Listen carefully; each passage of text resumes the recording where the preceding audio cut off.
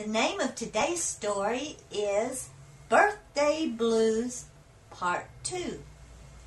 Gabriella Stevens was in the worst trouble she had ever been in her life.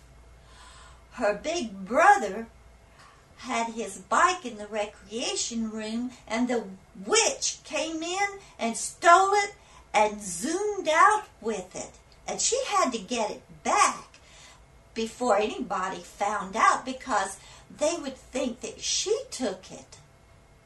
She knew where the old witch was with her brother's bike. She was on Magic Island, because the old woman in the shoe had rescued Hansel and Gretel from the old witch and had gone to Magic Island to hide. And the old witch was on her way after them. Just before the old woman in the shoe had left, she had told Gabby, "If you need me, come to Magic Island, and the way you get there is by skipping backwards and reciting the nursery rhyme, which is about..." And then the witch showed up, so Gabby didn't know which nursery rhyme that she had to say in order to get to Magic Island. Therefore, she had guessed and had just picked one out and recited the one that said, "The owl and the tabby cat went to sea in a beautiful sea green boat." And here she was, in the middle of the ocean, in a green boat, with an owl and a cat. Now what was she gonna do? Things were getting worse and worse. Just then, the orange tentacle and big head of an octopus popped up over the side of the boat.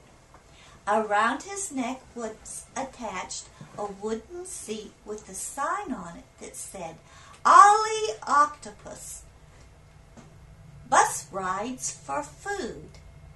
"Anybody need a bus ride?" asked Ollie Octopus. Gabby answered, "Well, you can't give me a bus ride because you're not a bus, but I need to get to Magic Island. I need a ride." Well, Ollie Octopus asked her, "Do you have bus fare?" "No," answered Gabby sadly. "But I need to get to Magic Island now." The cat said, "Meow," and he reached down with his paw and picked up a jar of honey and handed it to the octopus. "Here. It's too crowded in this boat with this crybaby. Take her." Ollie Octopus gladly took the jar of honey. "Rocket fuel," he said. "Come on, little lady, let's go. Time is honey, you know." And she climbed into the wooden seat, and they zipped over the water straight to Magic Island. "Thank you for the ride," Gabby said politely. "Thank you for the honey," said Ollie Octopus, who was always polite to customers. Gabby looked around Magic Island. Instead of green and brown trees and bushes, they were all glowing in bright colors like the rainbow. "Whoa there, little lady! You almost destroyed my home." Gabby looked up to where she heard the voice, and there was hanging Incy Teensy Spider from a single thread from his web. "Oh, I'm sorry, Mr. Incy. Did I hurt your web?" "Not this time," he answered, "but that old witch wicked witch zoomed through here on that writing thingy this morning, ripped it up, and I've been working on repairing it ever since. That wicked witch has caused me big problems, too. Just then, Hansel and Gretel and the old woman in the shoe came running up to them, crying, "Help! The witch is after us again!" And that old hag zoomed in on the bike, threw it down on the ground, pointed her wand at them, and chanted,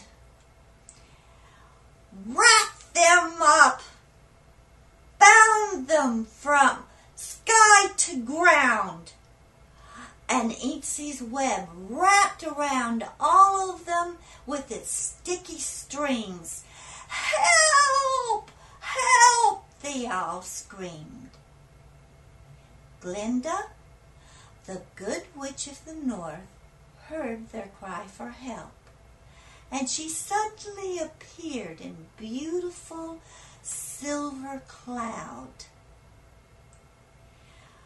She pointed her wand at the old witch and cast a 24-hour stone spell on her, and that old witch turned into a stone statue right before their eyes. Glinda, the good witch of the north, chanted, "Be gone, you old drone! Never more around here roam. Go back to your devilish home." And the stone statue disappeared immediately.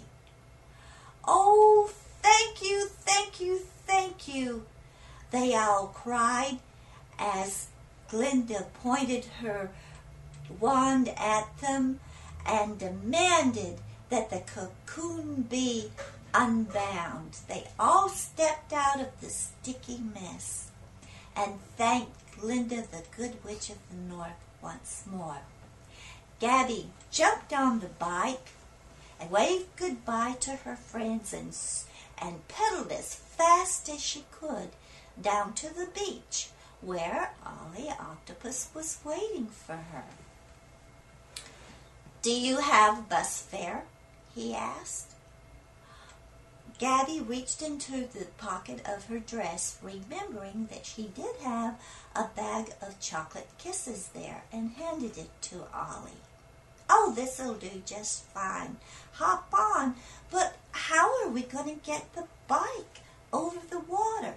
"No problem," grinned the octopus, and he climbed onto the seat of the bike after Gabby had climbed onto the wooden seat which was around his neck. And they zoomed over that water as though it were a solid paved road. Gabby got that bike back into the recreation of her home just seconds before Keith walked in to check on it.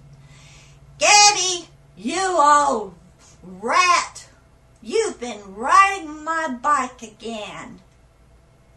"Oh, no, Keith, it wasn't me.